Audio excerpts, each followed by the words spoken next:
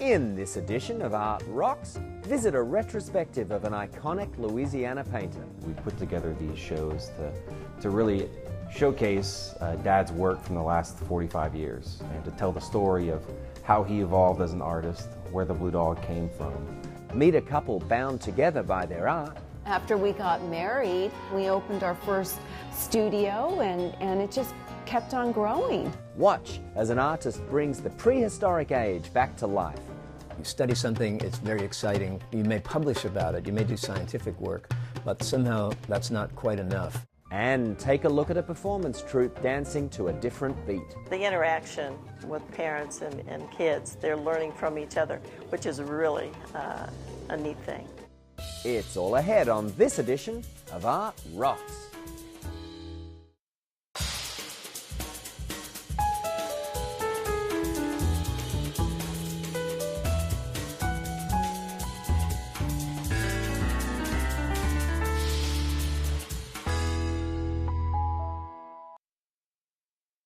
Art Rocks is made possible by the Foundation for Excellence in Louisiana Public Broadcasting and by viewers like you. Hello, I'm James Fox Smith, publisher of Country Roads magazine, and this is Art Rocks. We'll begin our show today with a look back at the career of Louisiana painter George Rodrigue. Since his death in December 2013 at the age of 69, his family and friends have assembled a choice collection of paintings that span 50 years of his work as an artist. One of his sons, Jacques Rodrigue, gave us an overview of the exhibit. We put together these shows to really showcase Dad's work from the last 45 years and to tell the story of how he evolved as an artist, where the Blue Dog came from. And so it's all curated by my family, and it's about 75 paintings in this location here in New Orleans. An only child, George Rodrigue grew up in the small town of New Iberia in the 1950s. He was in third grade when, recovering from polio, he discovered an interest in painting, and by age 9 decided he would become a professional artist. After high school, he studied art at USL in Lafayette, Louisiana, and then at the Art Center College of Design in Los Angeles. He didn't know what really an art career looked like. And so when he moved to Los Angeles and started to go to school there, he learned from some of the greatest artists of the time that were living in the LA area. He was there when Andy Warhol's Campbell Soup Can was on the front page of the LA Times and had the show at the Ferris Gallery. And all of those kind of things inspired him.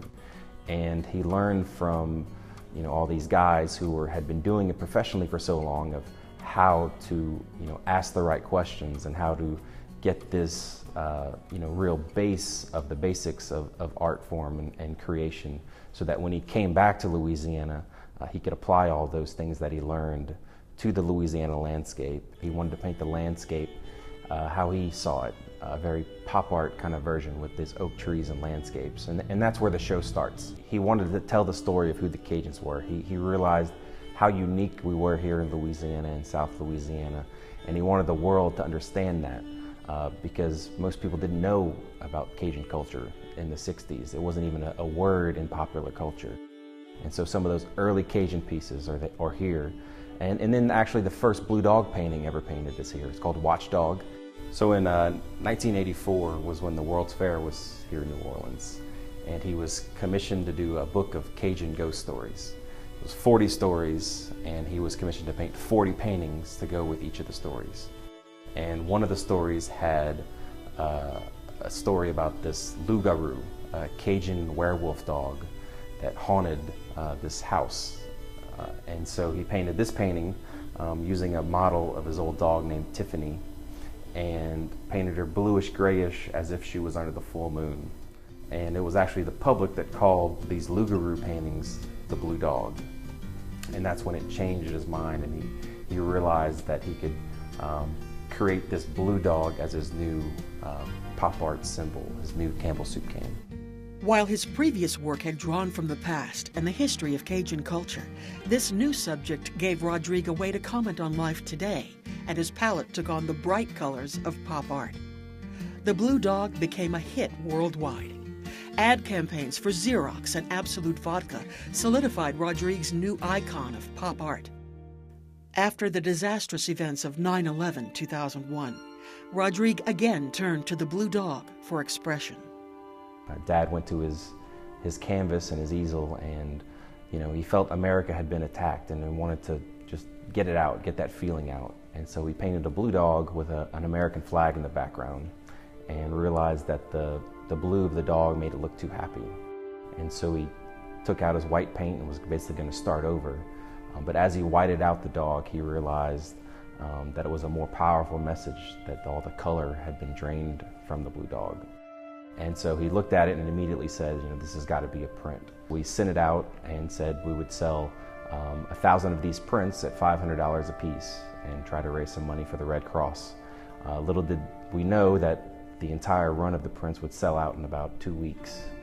And he realized he made a mistake, that he had limited the number of the prints. We could have raised a lot more money. And so when Katrina hit New Orleans, everyone was expecting him to do something else. And so we formed Blue Dog Relief with a series of prints that raised about $2.5 million for recovery post-Katrina. From this relief and recovery stance, Rodrigue chose to become more proactive in his charitable giving, establishing the George Rodrigue Foundation of the Arts. For years, students and teachers all across the world really had been painting their own blue dogs and sending them to us. So we decided that we would start a foundation that was all about arts and education, having no idea what that meant. And so we looked for models to replicate across the country and found this great foundation in Arkansas called the Thea Foundation, and borrowed the ideas of some of their programs and brought them to Louisiana, and really began to understand exactly what the research shows about students who learn through the arts. They score higher on their tests, they have fewer discipline problems, and they have a higher attendance rate. They actually want to come to school. And so what we've done for the last 5 years is to advocate for more arts in our schools through our programs.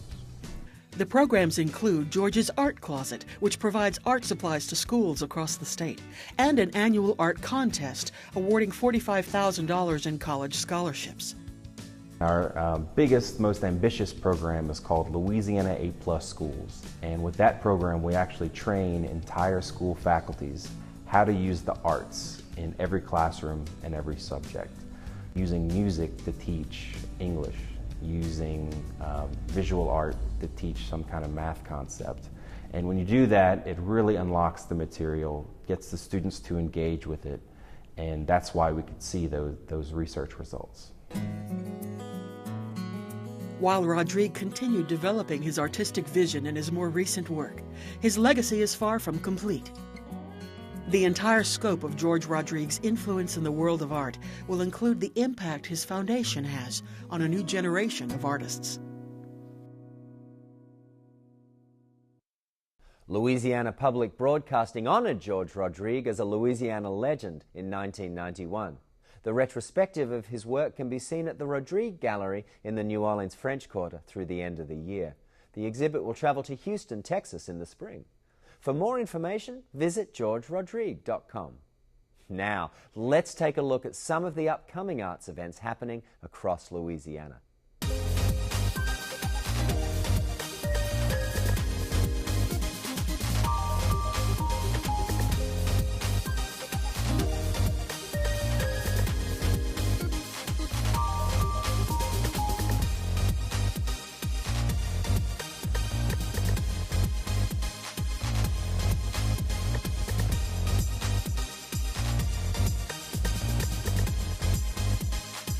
For more information on these events, visit the website at lpb.org/artrocks. And to find more arts activities, check out countryroadsmag.com.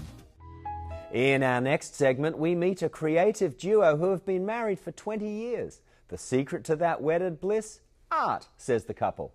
Barbara and Larry Domsky have their own gallery in Las Vegas, Nevada, where they showcase glass and metal work collaborations. Let's take a look.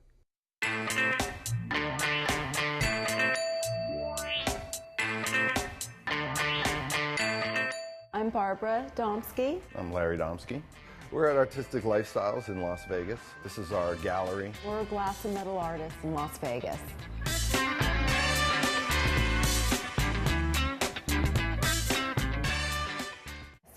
right? Very much. Still in love with each other. I cherish her more than anything in the world. 20 years, our 20th year is coming up. And on our first date, we went out to Lake Mead, and I told her this vision that we were going to get married and we were going to start this business. And she kind of looked at me cross-eyed. But, you know, it all came true. After we got married, we opened our first studio, and it just kept on growing. We started really small and thought, wow, this stuff is awesome. Let's do something larger. And we just kept, by trial and error, discovering different ways to work the medium. You know, when we leave at night, it doesn't turn off. We go home and, you know, he'll be thinking about a job, I'll be thinking about a job, and there's conversation that goes on all the time. It has its challenges too sometimes, I mean, because we both have different points of view in working with the medium of glass, but we have an awful lot of respect for each other, not just in our relationship, but as artists, and that really elevates the end process. So this is our studio.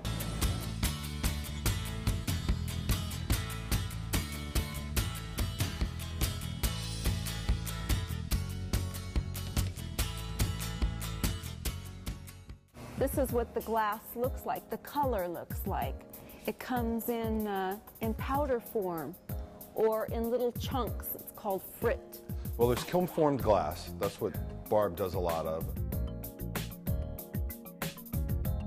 This is where we make our big panels that are flat that go on the wall.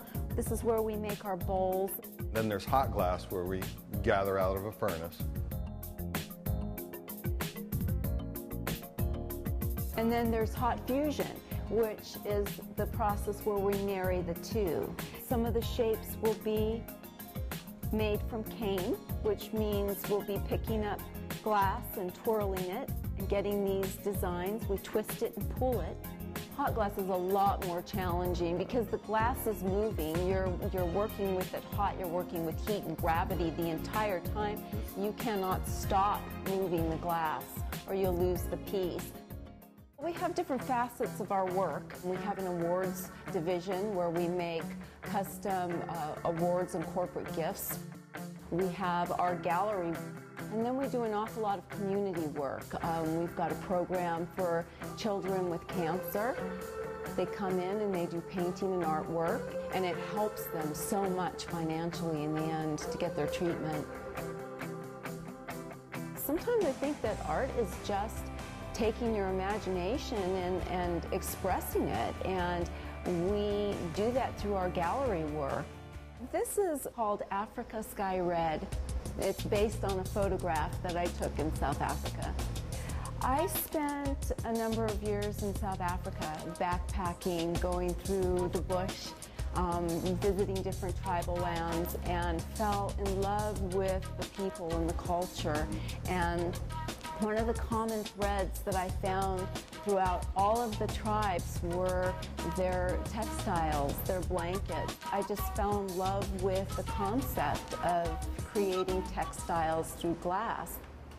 Our commissions we take extremely seriously. We are at the Cosmopolitan Hotel at the entrance of Book and Stage. We're represented by the Wynn Hotel. They show and sell our work. Terminal 3, we have 2 giant installations there. At McCarran International Airport, Vegas PBS.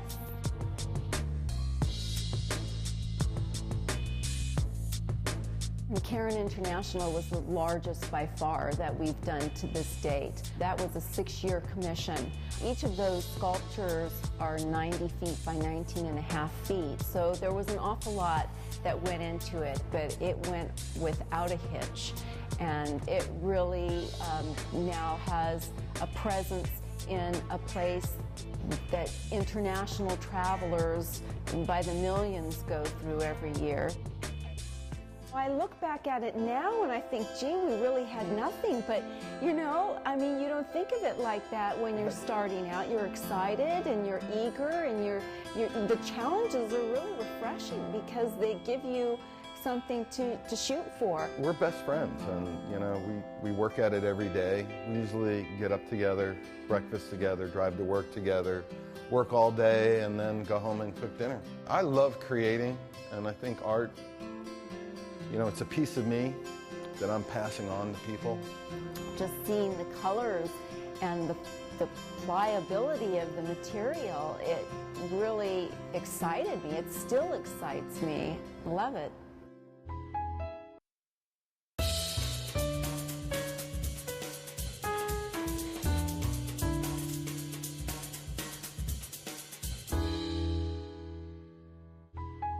Most children go through a phase in which they love dinosaurs, but few go on to make a career out of drawing them. John Gurche is a professional artist who has spent his career creating art inspired by the prehistoric age. So travel back in time with us and learn some more. Who are you? We beings from your future are using every method we can devise to bring you into focus and answer this question. We want to know you, to see your face, even to experience the world through your senses. We measure you. We generate long chains of words and numbers in our effort to understand you.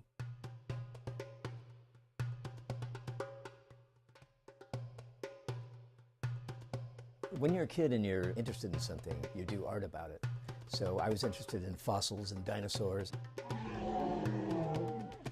It still makes sense to do that as an adult. You study something, it's very exciting. You may publish about it, you may do scientific work, but somehow that's not quite enough. And to actually give vent to some of the aesthetic feelings that come from the field, which are rich in this case, you have to venture into the realm of art, I think.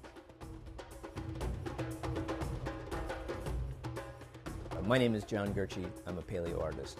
My new book is called Shaping Humanity. It's about telling the human evolutionary story with art, especially sculpture, and it focuses mostly on the Smithsonian Project. I did 15 sculptures for a new Hall of Human Origins there, and at first I thought it was going to be sort of a nuts and bolts book about how you reconstruct human ancestors, a little bit about the human evolutionary story and how we chose poses that would match the adaptive character of each species.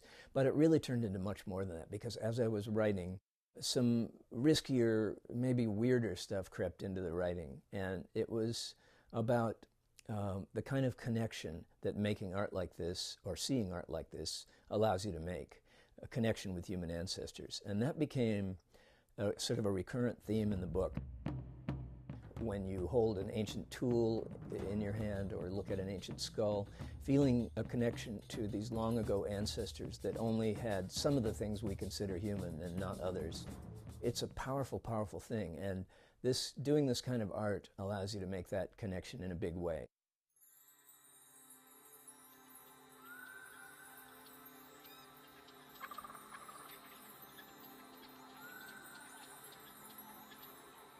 The U.S. Postal Service asked me to do this project, working on art for 4 postal stamps. They usually do art that's 5 times the size of the stamp, and then they shrink it down. And I said I wanted to do it 1.5 times the size. So it's very, very slightly larger than the stamps themselves, and they're very, very tiny little pieces of art. But I used very small brushes, and it all came out very well, I think. I did some work for Jurassic Park, the movie. They actually wanted me to develop the dinosaurs more as characters to the extent that I could. The humans are being stalked by the velociraptors inside the visitor center, and in one case they're coming through a library shelf scattering books. I had always seen velociraptors as this kind of foul-smelling, evil chickens with switchblades, you know, nasty creatures that you don't want to run into. And that was when we only knew about small ones. So everything I did was pretty much in that character. My first job for National Geographic had a sort of charmed existence. It was amazing because I went to them and the art director said, "We're doing something on the march of extinction, but we're not sure what we want to do." Which I love to hear because I have a lot of ideas. So I get to sort of experiment with mine if they don't know yet. So I said, well, there's this painting I've always wanted to do.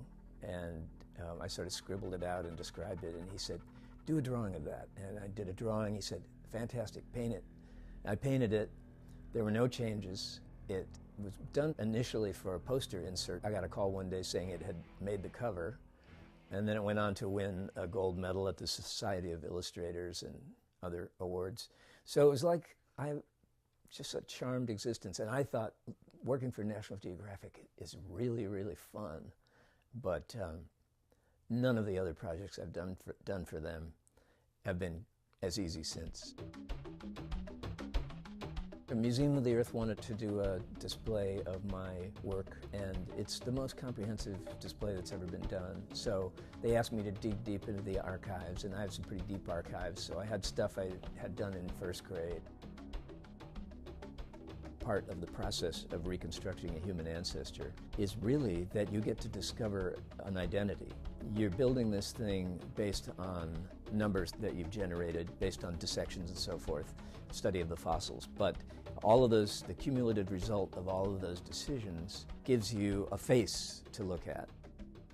It's really the way we humans use faces as kind of identity markers, and it's really like you're discovering who this person is, and that's very exciting.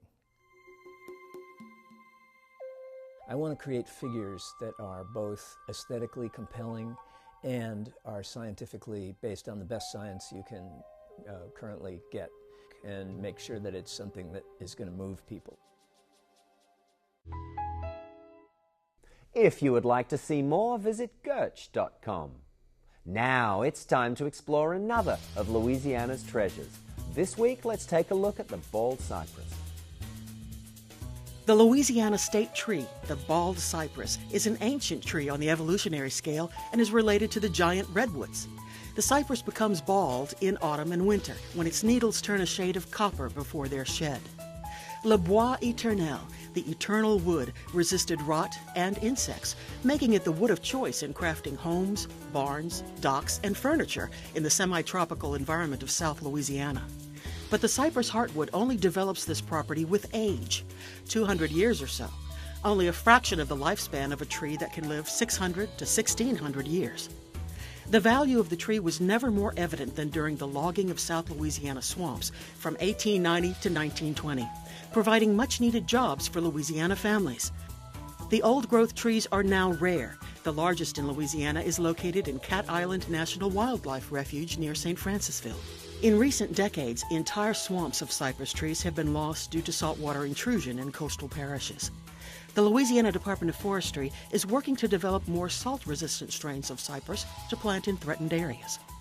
While bald cypress grows all along the Gulf Coast and as far north as Delaware, it has become an iconic image of Louisiana wetlands, the old gray man of the swamp, and a Louisiana treasure. In our final segment, a performing arts company is invigorating a community by teaching traditional forms of dance to the beat of African and Caribbean music. Its mission? To encourage both adults and children to explore new cultures.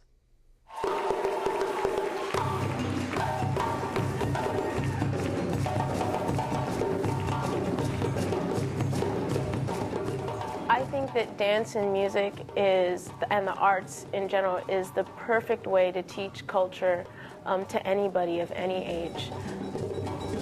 It's with our art and with our music and with our dance that we express ourselves individually and culturally. And so it's probably the easiest way for us to gain access to somebody else's culture. Fenix Drum and Dance Company is a multi-ethnic, multi-generational drum and dance troupe. We specialize in West African and Afro-Caribbean drumming and dance.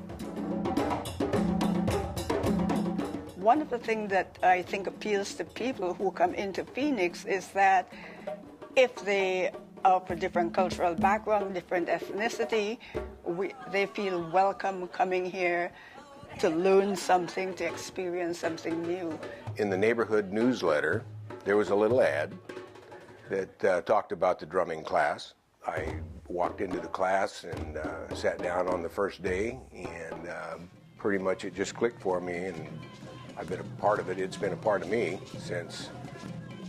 I wanted to start dancing because, well, when I first looked at it with my grandma, it took me to the Sierra 2 Community Center. We looked in the door first, and it looked like it was a lot of fun because it had those flowy skirt thingies, and I love skirts.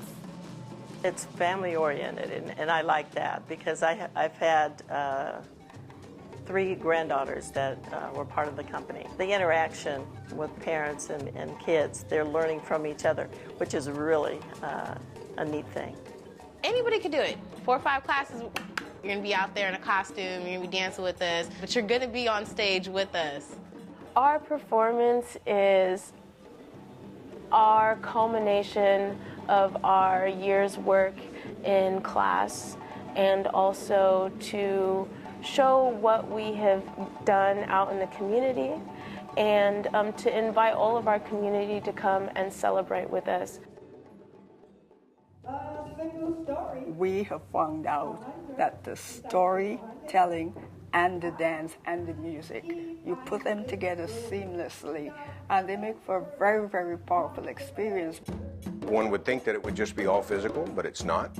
There's a particular thing that happens when everybody's playing something that might be a little bit different, but everybody's playing it right, and it coalesces, and you get into a groove, and it's pretty special when that happens. I've always loved drums. It's just something very spiritual about it. It's a release for me from all the tension of everyday life. I just go into a different place. What I love most about dancing is just doing it. You know, the fact that we have live drummers and that we're just dancing, you know, you're giving your all and you're just having a blast and you're sweating and you're just going and going, and it's like you never want to stop. I think it is so important to include everybody in what we're learning, because African dance and drumming is not just for African people. Celebrate the music, celebrate the culture, celebrate the dance, and show how interconnected we all really are. So much more than just dancing.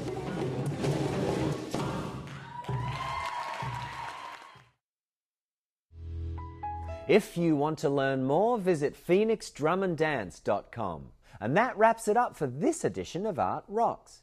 Be sure to drop in online at lpb.org/artrocks, where you can catch up on any episodes you've missed and find information on upcoming arts events. Until next time, I'm James Fox Smith, and thanks for watching.